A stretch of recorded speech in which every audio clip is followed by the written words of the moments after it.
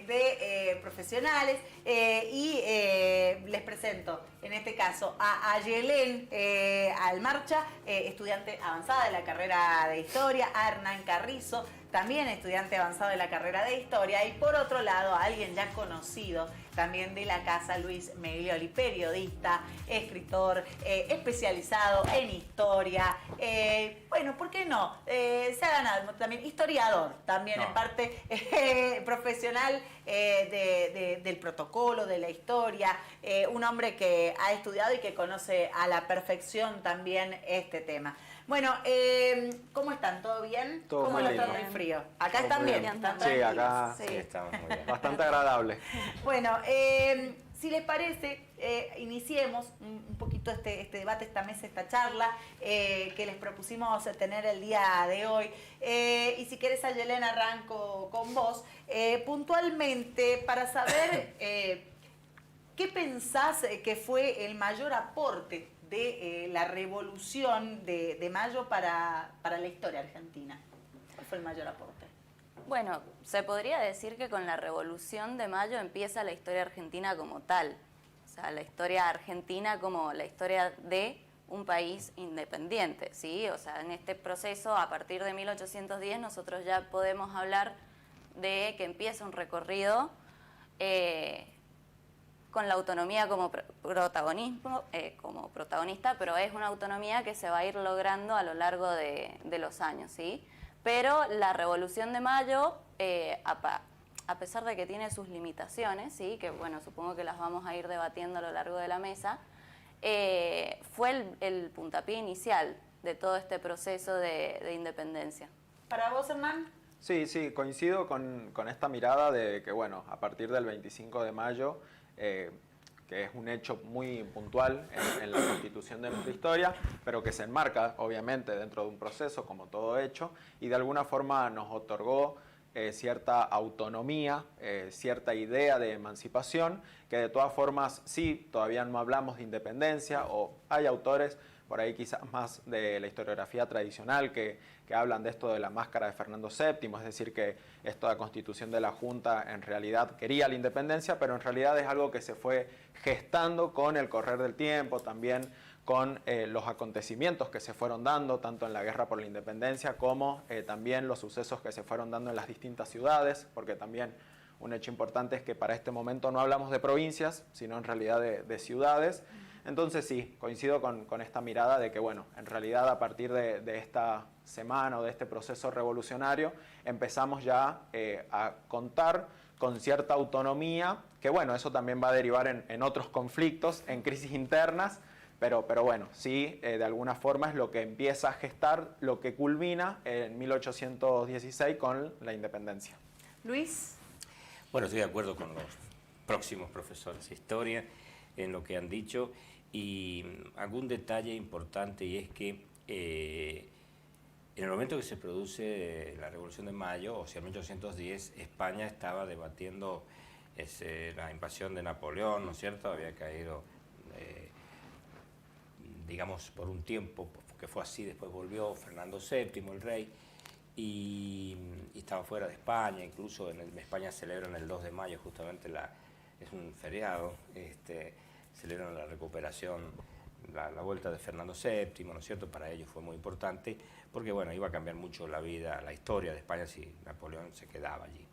Entonces, esas noticias terminan llegando a nuestro país, y hay quienes dicen, no, ya tenían, no es que le tenían cariño a Fernando VII, pero bueno, Fernando VII seguía siendo rey aún después del 25 de mayo de 1810, ¿no es cierto?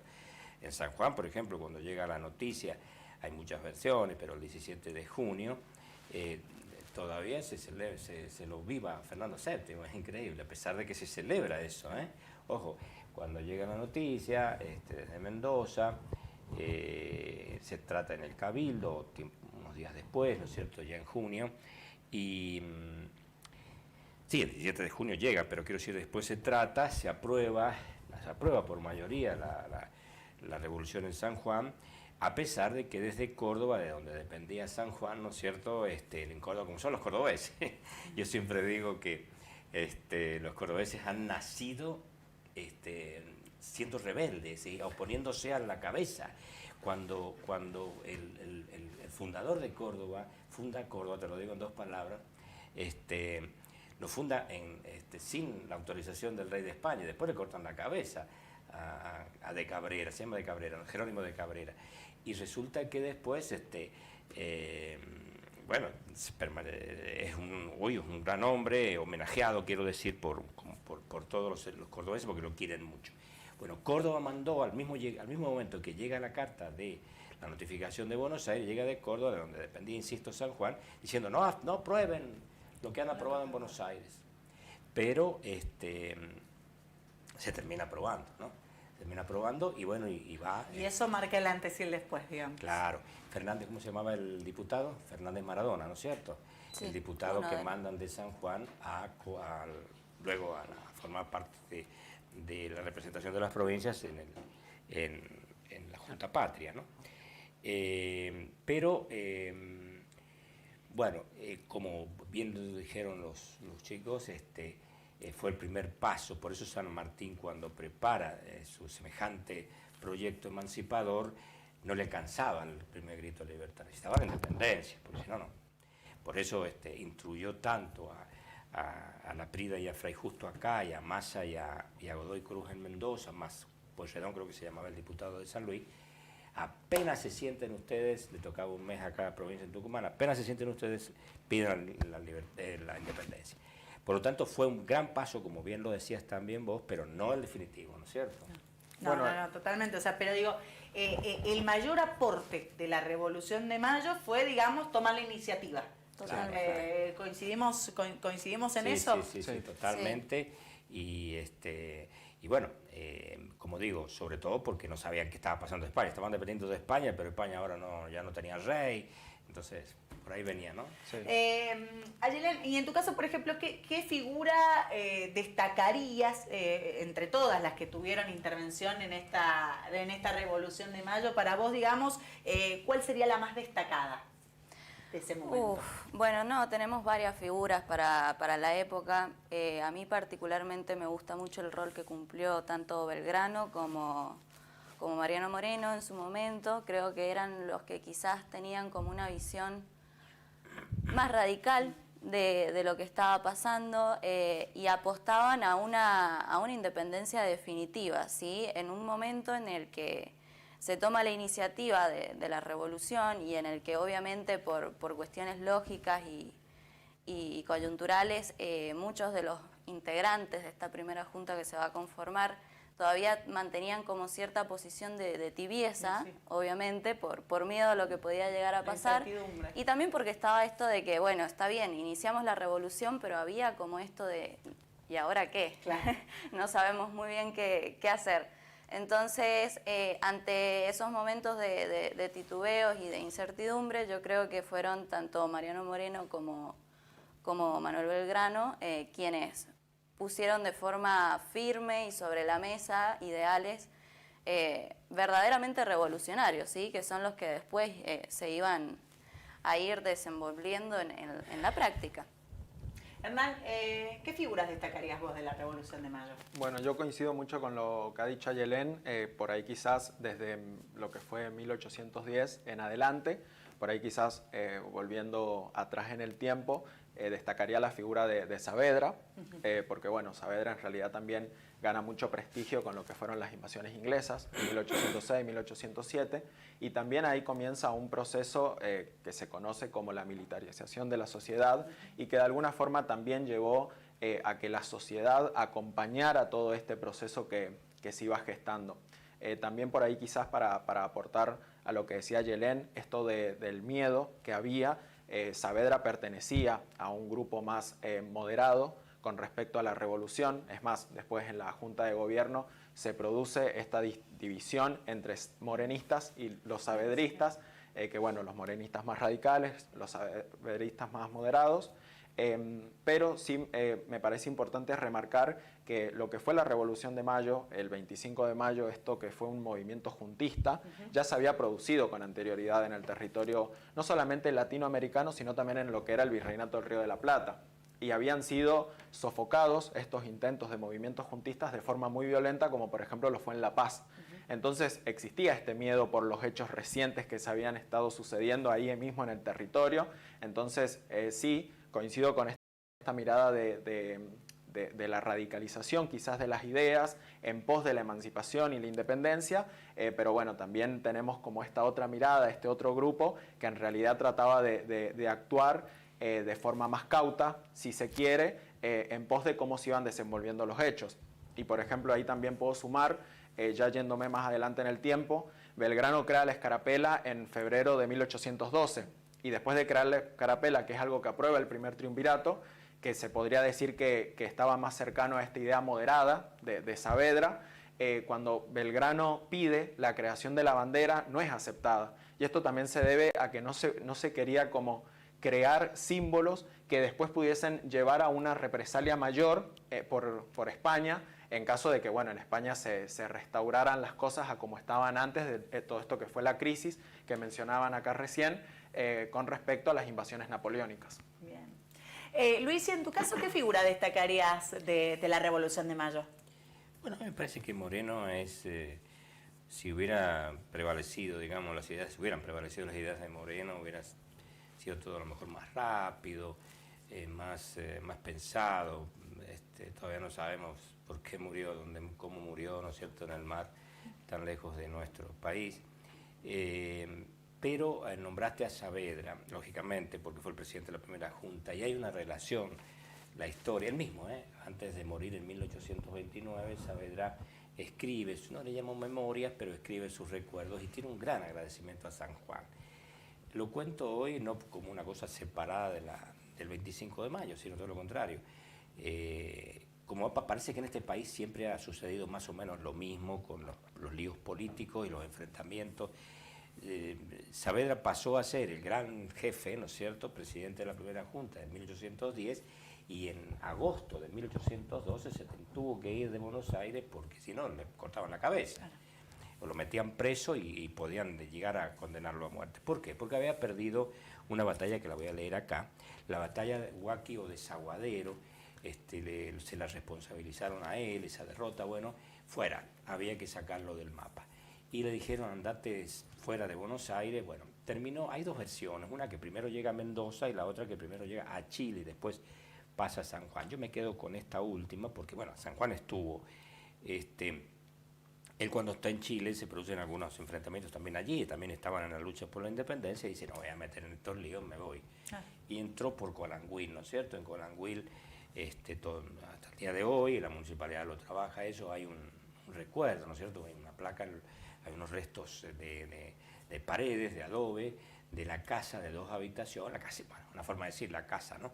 El rancho que le hicieron a él, que pudo hacerse y que vivió. Y el problema era que no vivió mucho tiempo, porque estaba con su esposa, 2 hijos y embarazada la esposa. Entonces, ¿cuál es lo bonito, de alguna manera, que tiene que ver con San Juan y con esto que estamos hablando del protagonista de la primera junta? Y es que un hijo de Cornelio Saavedra nace en San Juan y está inscrito en la Merced. Ah, mira. Sí. Se llama Cornelio. No fue, fíjate que tuvo varones los primeros, pero no le había puesto su nombre, para el tercero sí le puso.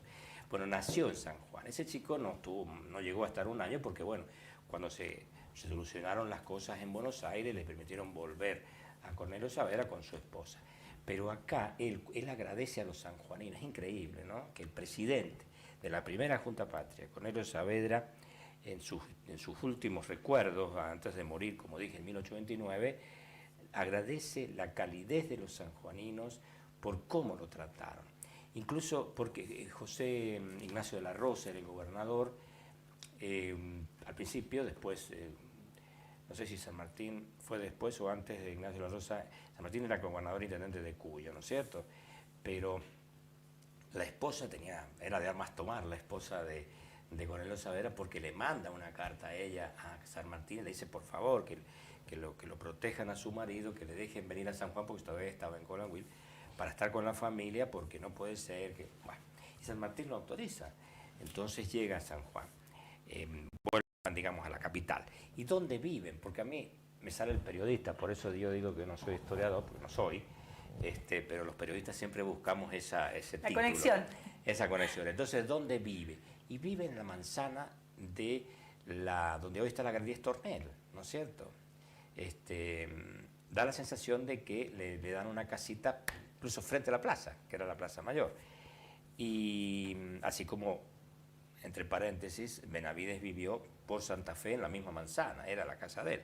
Bueno, el asunto es que vive ahí él, pasa hambre, pero el gobernador le ayuda, Fernández Maradona también, que había sido diputado de San Juan, representante de San Juan ante la primera Junta Patria, la Junta Grande, y bueno, es lindo eso saber hoy, en vísperas del 25 de mayo, que la máxima figura de esa primera junta, bueno, estuvo en San Juan, los sanjuaninos lo trataron bien, eran 3.000 sanjuaninos, no había más. Y era una ciudad, por supuesto una aldea, pero bueno, estaba esa plaza, la misma que tenemos hoy, nada más que era simplemente, como podemos decir, un espacio de tierra, donde para esa época incluso se hacían corridas de toro ahí en la plaza, pero bueno, llegó el día en que desde Buenos Aires le dijeron podés venirte tranquilo, y bueno, y se fue, que no fue tan así, porque allá también tuvo los primeros problemas, pero bueno, sobrevivió a todas estas amenazas y estos enfrentamientos que, como digo, parece que siempre han existido en nuestro país, ¿no? Hernán, arrancamos con vos ahora y en este caso, digo, de todas las fechas patrias que tiene nuestro país, ¿qué representa personalmente para vos el 25 de mayo? Bueno, el 25 de mayo me parece que, en realidad, un poco relacionándolo también con lo que fuimos diciendo al principio, es una fecha muy importante justamente por el proceso que empieza a partir del 25. Pero por ahí quizás sí me voy a posicionar desde una posición, valga la redundancia, crítica, en que el 25 de mayo en realidad es un hecho que tradicionalmente la historiografía lo ha marcado como el momento en donde nace la nacionalidad argentina. Y en realidad, hace 40 años a esta parte, el revisionismo de alguna forma lo que ha marcado es que en realidad no es así. No existía tal nacionalidad. La nacionalidad en realidad se empezó a gestar de forma posterior. Incluso el 25 de mayo es un suceso muy de Buenos Aires, es un suceso muy porteño, porque aparte, como marcaba Luis hace rato, la noticia al resto de las ciudades llega de forma muy posterior. E incluso si nosotros vemos el mapa del Virreinato del Río de la Plata, los focos contrarrevolucionarios eran muchísimos. O sea, teníamos la banda oriental, actual Uruguay, el Alto Perú, que es la actual Bolivia, Paraguay y Córdoba.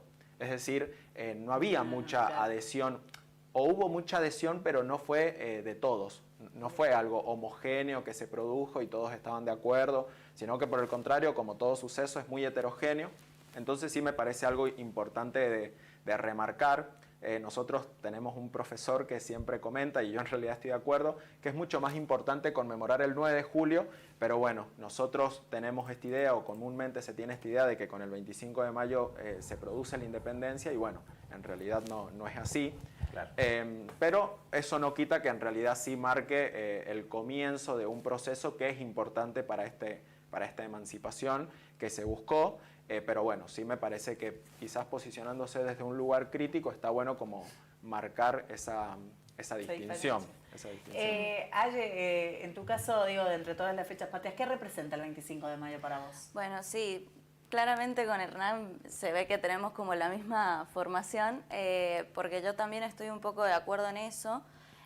Como sostenía un poco al principio, el 25 de mayo como fecha nacional y en todo lo que fue el proceso histórico que siguió después, es un acontecimiento bastante limitado. Fue una revolución estrictamente política, llevada a cabo por las élites de Buenos Aires, ¿sí? También podríamos catalogarla de revolución burguesa, porque no fue llevada, o sea, fue una revolución que se llevó a cabo en nombre del pueblo, pero ¿qué es pueblo para esta época, no? Porque dentro de lo que se podría llegar a denominar pueblo, o lo que en aquella época los revolucionarios denominaron pueblo, no estaban incluidos varios sectores subalternos, ni siquiera las provincias, o sea, no hubo una consulta previa a las provincias, ¿sí? A pesar de que eran ideas que ya venían gestándose desde años anteriores. Entonces, en ese sentido, creo que el 25 de mayo como tal fue un acontecimiento bastante limitado, pero en la construcción de la memoria histórica que hemos hecho como país le hemos otorgado una relevancia súper importante que, o sea, está perfecto, ¿no? Es lo que todos necesitamos para conformar o desarrollar esa identidad nacional. La relevancia del 25 de mayo está en la construcción identitaria que le hemos otorgado nosotros como población a lo largo de los años. Bien. Luis, y en tu caso, entre todas las fechas patrias, ¿qué representa para vos el 25 de mayo? Primero da gusto escucharlo a Yelén y a Hernán, porque han hecho, es decir, no han estudiado evidentemente la historia como un versito, sino que lo han razonado. Es decir, me encanta como sí que habla bien de la carrera de historia. ¿Qué representa para vos esta fecha? Y representa ese primer paso importantísimo, ¿no? Es decir, el primer paso que nos permite decir, bueno, dejaremos de depender de España, aunque, ojo, en el pueblo llano no le inquietaba mucho dejar de depender de rey o de una monarquía como en este caso. Hubo, por supuesto, como en todas partes, los cabezas pensantes, como en este caso, decir, bueno, no, pasa lo que pasa en España, hay que rebelarse y tenemos que dejar de depender. Vos sabés que el rey Fernando VII, cuando vuelve después a ser rey, recién 30 y pico años después reconoce la libertad, o la independencia argentina, mejor dicho, la de 1816. Pero, o sea que tardó porque se rebelaban. ¿Cómo puede ser que nos sigamos mandando allá, no? Pero es eso, el primer paso, el primer gran paso, ¿no es cierto? Que ¿por qué no fue uno solo el paso? Y bueno, no sé, ustedes, Yelén y Bram podrán contestarlo a lo mejor, pero yo creo que fue un paso fundamental. Y bueno, hubo que esperar 6 años, que parece mucho, porque bueno, no se daban las circunstancias hasta que se dio y bueno, fuimos libres, ¿no? Ahí sí. ¿Y qué significa, digo, el concepto puntualmente de libertad a 214 años ya de la Revolución de Mayo? Bueno, justamente estamos viviendo ahora un proceso en el que se está poniendo sobre la mesa de nuevo este concepto de libertad. En su momento la libertad significó lo que... A ver, hubo una gran influencia, sobre todo ideológica, de revoluciones que ya habían pasado con características similares en esa época. Tenemos la independencia de Estados Unidos en 1776 y también lo que fue la Revolución Francesa de 1789, ¿sí? Ahí se habían gestado estos ideales de libertad, igualdad y fraternidad, que fueron bajo los cuales también se llevó a cabo en parte esta revolución, ¿sí? Había un detrimento de las grandes monarquías en su momento. Bueno, en el caso de Hispanoamérica la libertad implicaba liberarse justamente del rey, pero es algo que está como súper debatido, ¿sí? En su momento, y se ha revisado mucho a lo largo de la historiografía argentina, porque hay que ver libertad hasta qué punto, ¿sí? Y para quiénes. Cuando hablamos de libertad, o por lo menos de la libertad que se proclama a partir de la Revolución de Mayo, estamos hablando de una libertad más que nada política, ¿sí? Una autonomía de la cabeza monárquica, pero de ahí en más, hasta qué punto esta libertad significó como tal para sectores quizás más subalternos o más relegados, ¿sí? Por ejemplo, las mujeres, por ejemplo, bueno, comunidades mestizas, como por ejemplo también los esclavos, que todavía habitaban el Río de la Plata. Entonces... Y que quedaron liberados en 1813, ¿no? Claro, claro. En realidad, en 1813 lo que se instaura es... libertad de vientre. La libertad de vientre, claro, sería a partir de 1830 en adelante, creo que era que se iba a dar esta libertad, pero recién que instituida en la Constitución del 53, de 1853. Entonces, es una libertad que también, o sea, tiene sus limitaciones. Parcial. Es muy parcial, que se va a ir construyendo con el tiempo. Sí, sí, esta revolución inicia como algo político y va a ser el acontecer del proceso histórico lo que la va a ir convirtiendo después en algo más social, pero inicialmente es política y bueno, muy limitada. En San Juan hay una anécdota, por lo tanto también periodístico lo que te digo, contra el virrey Cisneros, ¿no es cierto? Evidentemente habían sanjuaninos que pensaban fuerte.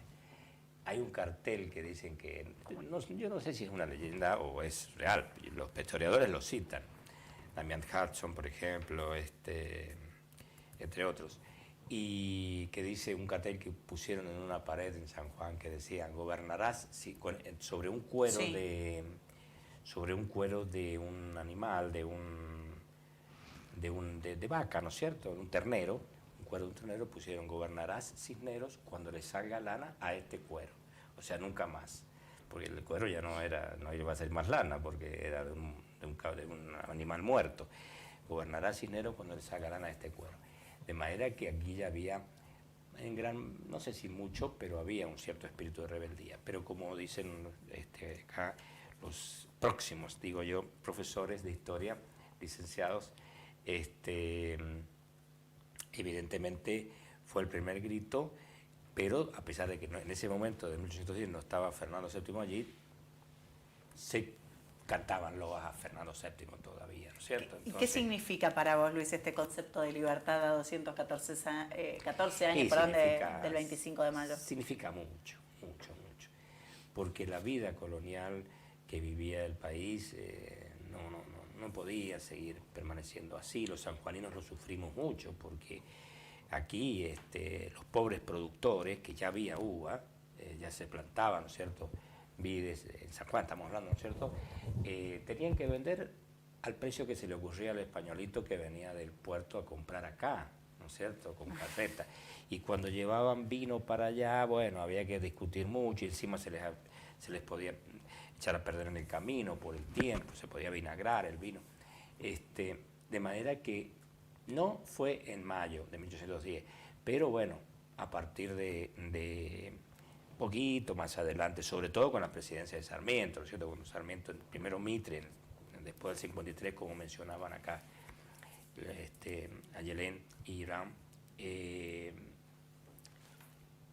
sobre todo Mitre, que empieza con los trenes, a llenar de ferrocarriles, de vías de tren en el país, pero después Sarmiento, ¿no es cierto?, que lo multiplicó, posibilitó que los sanjuaninos pudiesen llevar los productos allá.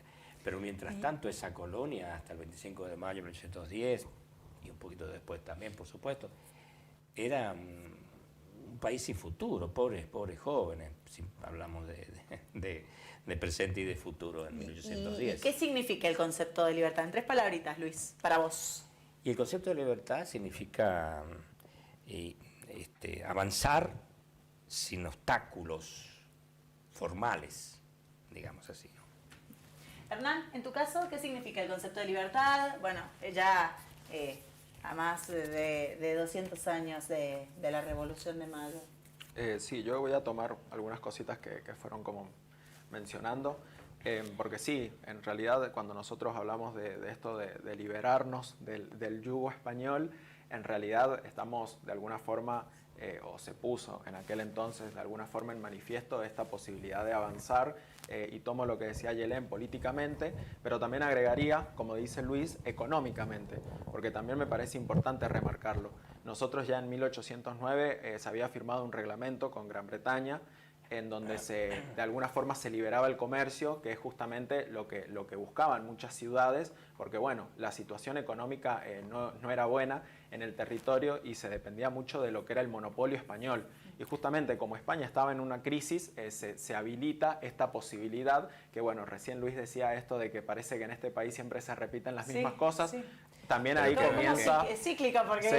Qué buen dato ese, porque bueno, no sabía yo que se había firmado un acuerdo con Gran Bretaña a 2 años de la invasión inglesa, ¿no es cierto? Pero qué importante, ¿no? Bueno, que en realidad también muchos grupos políticos que se forman que también son los que después participan en el proceso revolucionario de mayo de 1810, habían estado de acuerdo y a favor con las invasiones inglesas. O sea, no habían querido expulsarlos porque justamente permitía una posibilidad económica de crecer y comerciar. Pero bueno, esto que decía, también ahí empiezan estos problemas, porque habían muchas ciudades que veían con buenos ojos estas posibilidades de comerciar libremente, pero también ahí arranca este debate entre proteccionismo o libre mercado, libre comercio, en donde, bueno, también habían ciudades que, por ejemplo, el caso de la región de Cuyo, San Juan, Mendoza, que no podían competir contra los productos que habían en Europa, por ejemplo, y que llegaban a Buenos Aires.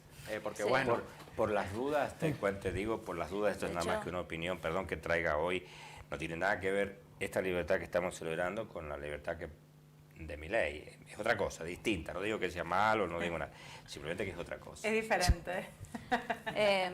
Y bueno, como para agregar un dato de color a lo que decía Hernán, en el momento en el que se conforma la primera junta hay un relato que dice que en el puerto del Río de la Plata habían buques ingleses llenos de mercadería festejando y tirando bombas. Sí, por lo que estaba sucediendo en Buenos Aires, justamente como para que se vea un poco cuál era la dinámica o la intención por ahí. O sea, es verdad, como dice Hernán, este grupo de políticos, de ilustrados, de intelectuales que llegaban a cabo la revolución, en su mayoría tenían grandes tierras, tenían posesiones, tenían intereses económicos, y en su momento la potencia en boga para comerciar era Inglaterra, era Gran Bretaña. Claro. Y España lo estaba impidiendo, estaba trazando eso. Entonces la libertad también venía un poco acompañada de esos intereses. Bueno, perdón, el primer país que reconoce nuestra independencia es Gran Bretaña en 1825, si no me equivoco. Puedo estar fallando en el año, pero es Gran Bretaña. Chicos, como para cerrar y cortito, les pido, bueno, por cuestiones obviamente de tiempo de aire, ¿qué significa, Aye, y arranco con vos, ser colonia a 214 años de la Revolución de Mayo? Bueno, la verdad es que está para pensarse. Hay cuestiones, creo yo, que hasta el día de hoy todavía no hemos descolonizado. Yo creo que todavía hay procesos, sobre todo aquellos que tienen que ver con la ideología o con el proceso, digamos, del cambio de mentalidades, que todavía nos está faltando quizás descolonizar un poco. En su momento, ser colonia obviamente que implicaba la dependencia absoluta hacia lo que decidía el rey de España, ¿sí? Porque en su momento, o sea, también estuvo esto en debate. Nosotros éramos posesión del rey, ¿sí? No de España como tal, sino del rey. Entonces, en su momento esto implicaba colonia, ser colonia, y bueno, obviamente también eso desde lo político, desde lo social implicó hablar la lengua, ¿sí? La lengua hispana, hablar, bueno, la imposición de la religión católica, ¿sí? La negación de quizás lo precolombino. O sea, el ser colonia implicó todo un proceso muy largo, que bueno, que hoy en día hemos logrado de algunas cosas despegarnos y quizás de otras no tanto, ¿sí? Yo por ahí tengo esa postura. Todavía el proceso de descolonización, creo yo, sigue en proceso, valga la redundancia, sí, sigue en proceso, todavía estamos en proceso de descolonizar muchas cuestiones de base.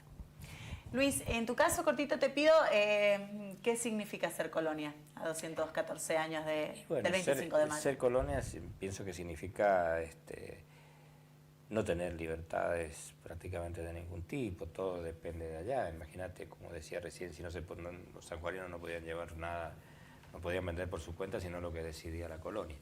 De manera que significa eso.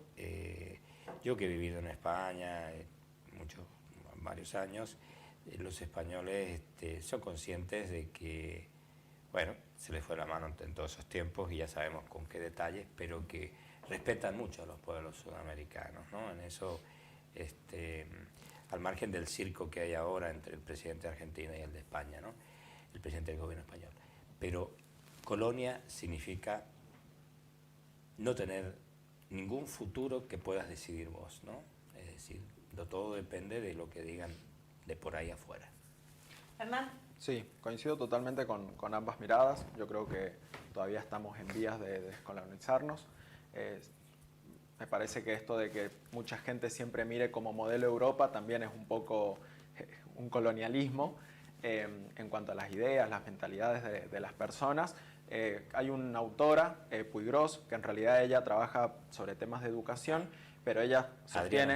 Adriana Puiggrós, sí, pero ella sostiene... Es antisalventina total. Bueno, pero ella, por ejemplo, Sí, sí, sostiene que siempre se ha pensado el sujeto americano a partir de una mirada totalmente europea y en realidad no se concibe porque somos Es muy distintos, interesante, sí. hemos transitado procesos distintos, entonces, bueno, siempre se ha pensado en el sujeto americano, latinoamericano como algo abstracto a construir y en realidad el sujeto latinoamericano es algo real, pero bueno, muchas veces por ver siempre como modelo Europa, todavía tenemos esta colonización, Claro. si se quiere, en ese sentido, y también seguramente habrá gente que podrá